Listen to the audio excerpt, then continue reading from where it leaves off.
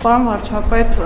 օրերս Ռոբերտ Քոչարյանը հայտարարեց, եթե իրենից հաղթանակը գողանան, ինքը պատրաստ է գնալ հեղափոխության, նաև տեսնում ենք, որ Սամվել Կարապետյանը ինքնահռչակ վարչապետի օրակարգ է ձևավորել, ճակերտավոր կառավարության նիստեր է անում, ամենատարբեր օրենքներ են ընդունում, նախ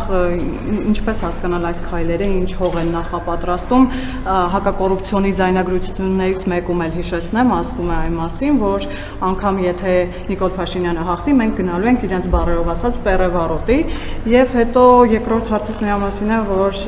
ավելի վաղ հայտարարել եք, որ մտավախություն ունեք օլիգարխ Սամվել Կարապետյանը մինչև տարվա վերջ դառնա բոնջ։ Օրերս Սամվել Կարապետյանը Factor TV լրագրողին ասաց, որ չի պատրաստվում պատասխանել նրա հարցերին, որովհետև կարծում է դուք նրա հետ փայ եք մտել, որովհետև ասում է ամեն անգամ ձեր հարցերին պատասխանելով վարչապետը ինձ դատի է տալիս եւ մեծ գումարներ կրում, ինչպես հասկանալ նաեւ այս հայտարարությունները, արդյոք կարող ենք ենթադրել, որ պարզունակ ստեր է ասում Սամվել Կարապետյանը եւ վախենում դատարանում դրա պատասխանատվությունը կրել։ Իդեպ ասեմ, որ եւս մի դատական հայց եմ ներկայացնելու, հեղինակը կամ կուսակցություններ կամ ով եթե անձն է անձը, որովհետեւ երեկվա Արմենիա հեռուստաընկերության տված հարցազրույցից հետո նրանք հայտարարել են, որ ես հաստատել եմ, որ 300,000 ադրբեջանցի է վերադառնալու կամ գալու բնակեցնելու Հայաստան։ Ես այդ կապակցությամբ երրորդ հայցը կներկայացնեմ եւ կարծում եմ այս անգամ արդեն գործ ունենք հրապարակային հարցազրույցի հետ, առավել եւս